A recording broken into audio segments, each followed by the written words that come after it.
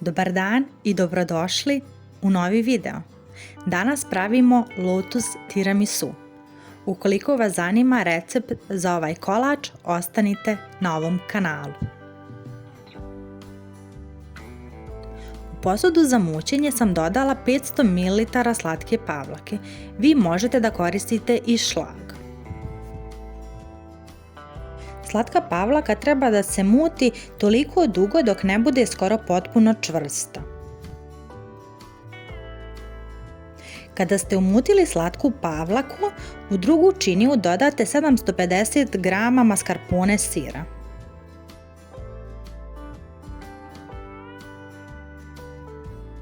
Poslije toga dodajte 3 kašike šećera u prahu. Dodajte 200 g lotus namaza. Ukoliko vam je lotus namaz čvrst, istopite ga par minuta u mikrotalasnoj.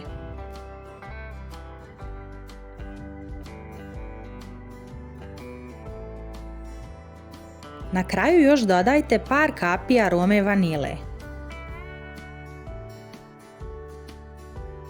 Sve to fino umutite mikserom par minuta da se fil sjedini.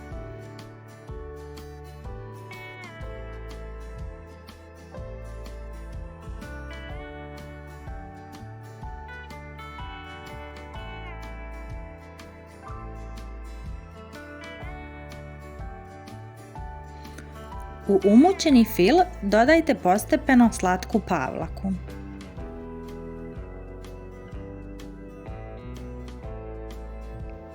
Miješajte sve to polako kašikom, nemojte mutiti mikserom.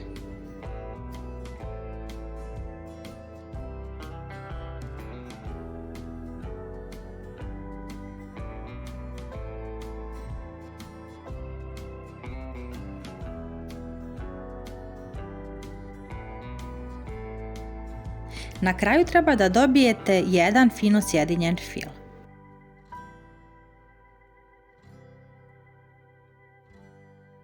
Skuhajte 300 ml Nescafe. Ja sam u 300 ml vode dodala 3 kašičice Nescafe. Kada se Nescafa malo ohladila, prelila sam je u jedan duboki tanjir. Dodala sam 2 kašike šećera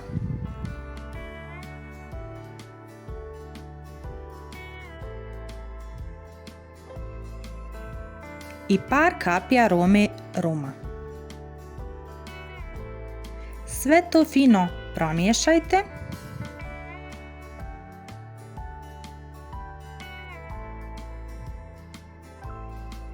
Na dno kalupa za torte stavite papir za pečenje. Piškote umačite u Nescafu i slažite ovako kao što vidite na videu na dno kalupa. Preko piškota premažite fil. Fil prethodno podijelite na 2 jednaka ili na 3 jednaka dijela. Ja sam konkretno za ovaj kolač fil dijelila u 2 dijela, a 2 kašike ovog fila sam ostavila za kraj da samo premažem preko tih piškota.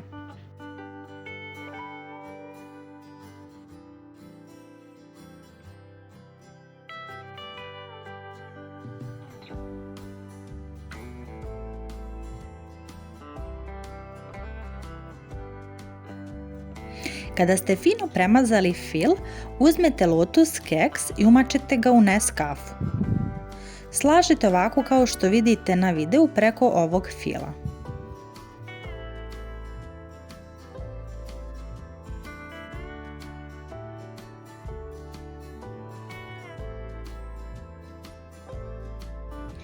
Preko lotus keksa prelijete istopljeni lotus krem. Ja sam koristila 60 g lotus krema koji sam prethodno istopila u mikrotalasnoj.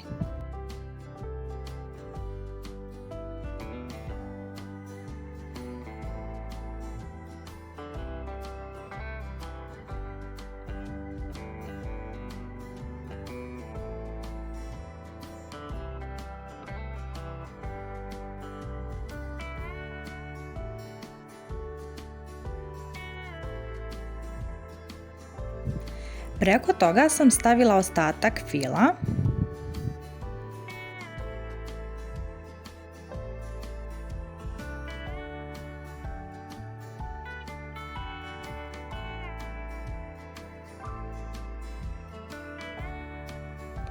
Sve sam tu fino premazala i zagladila.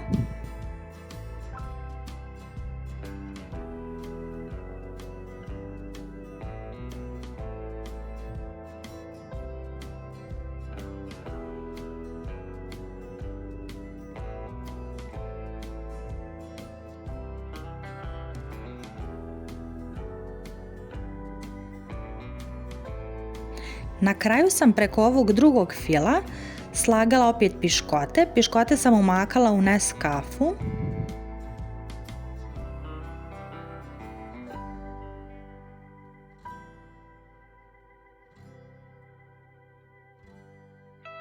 Završni sloj piškota sam samo premazala sa malo fila i preko sam prelila istopljeni lotus krem. Ja sam istopila 80 g lotus krema par minuta u mikrotalasnoj i vi možete da istopite i 100 g lotus krema. Na kraju sam samo posula izmrvljeni lotus keks kao dekoraciju i tortu sam ostavila preko noći u frižideru da se stegne, isjekla je i to bi bilo to. Hvala vam na gledanju, nadam se da vam se ovaj recept svidio, a mi se čujemo u nekom sljedećem videu. Ćao!